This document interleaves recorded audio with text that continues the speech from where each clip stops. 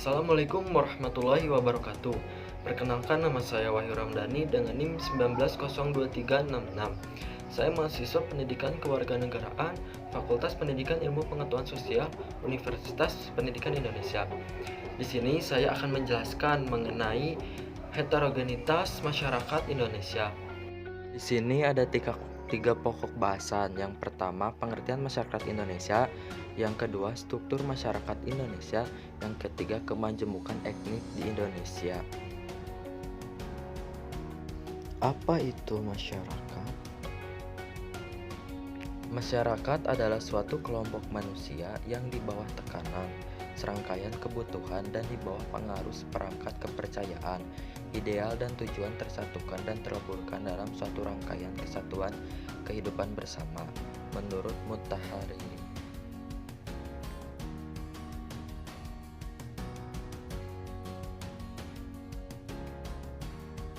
Mengenai pengertian masyarakat Indonesia, Kusuma Hamidjojo mengemukakan 4 komponen yang dapat dimasukkan dalam pengertian masyarakat Indonesia.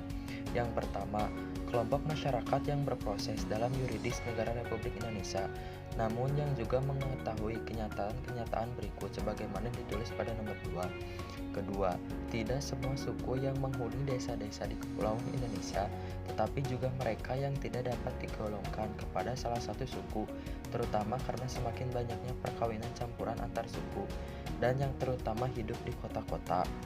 Ketiga, di samping itu, mereka membuat penghuni wilayah RI untuk jangka panjang dan menjalankan kehidupannya berdasarkan prinsip organisatoris di Indonesia, karena itu meliputi baik hak warga negara Indonesia maupun warga negara asing. Terus yang terakhir, keempat, warga negara Indonesia yang menjadi penghuni wilayah negara lain untuk jangka pendek.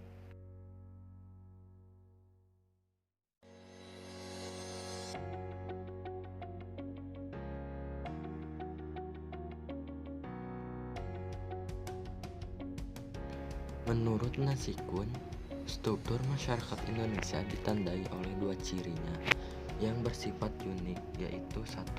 Secara horizontal, ia ditandai oleh kenyataan adanya kesatuan-kesatuan sosial berdasarkan perbedaan-perbedaan kedaerahan. 2. Secara vertikal, struktur masyarakat Indonesia ditandai adanya perbedaan-perbedaan vertikal antara lapisan atas dan lapisan bawah yang cukup tajam. Secara horizontal dimaknai sebagai perbedaan yang diukur berdasarkan kualitas dari unsur-unsur yang membuat keragaman tersebut. Sebagai contoh, perbedaan bahasa daerah tidak diartikan bahwa bahasa daerah atau suku bangsa tertentu lebih baik daripada bahasa daerah suku bangsa lainnya. Dalam perbedaan vertikal, perbedaan dari unsur-unsur yang membuat keragaman tersebut dapat diukur berdasarkan kualitas atau kadarnya. Misalnya, perbedaan karena aspek ekonomi akan melahirkan kelompok masyarakat berekonomi tinggi, menengah, dan rendah. Demikian pula muncul kelompok masyarakat berpendidikan tinggi, menengah, dan rendah. Terbentuk pula masyarakat berpenghasilan tinggi, menengah, dan rendah. Secara horizontal, masyarakat Indonesia merupakan masyarakat majemuk atau plural karena masyarakatnya mempunyai berbagai macam kebudayaan, kekerabatan, suku, bangsa, etnis, ras, agama, dan kepercayaan. Ada suku Minangkabau, suku Betawi, suku Wamena di Papua. Indonesia merupakan negara kesatuan.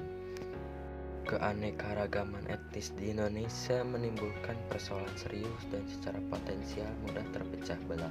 Kaum minoritas dan mayoritas semakin berselisih karena mempunyai masalah seperti bahasa, otonomi daerah, pengaruh politik, hukum, pendidikan, bahkan sampai rasis, masalah warna kulit, masalah beda suku, dan masalah yang lainnya, sampai menimbulkan keributan di wilayah Negara Kesatuan Republik Indonesia.